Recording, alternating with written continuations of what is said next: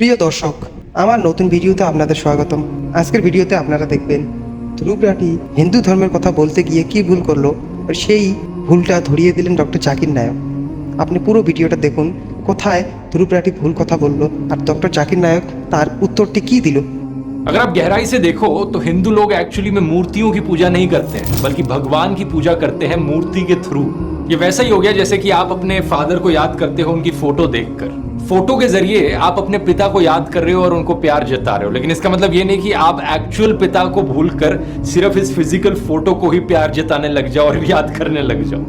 প্রিয় দর্শক, এখন আমরা জানবো ডক্টর জাকির নায়কের মন্তব্য কি। আসুন ভিডিওটা শুরু করি। लिखा हुआ है श्वेताश्वतर उपनिषद में पाठ नंबर 4 में श्लोक नंबर 19 में, न तस्य प्रतिमा अस्ति। उस भगवान, उस खुदा की कोई भी प्रतिमा नहीं है। प्रतिमा की मानी अक्स, स्टैच्यू, स्कल्पचर, फोटोग्राफ, पेंटिंग, ये सब प्रतिमा की मानी है। उस भगवान, उस खुदा का कोई भी प्रतिमा नहीं है। ना कोई तस्वीर है, ना कोई स्कल्पचर है, ना कोई स्टैच्यू है, ना कोई बुद्ध है, ना कोई पेंटिंग है।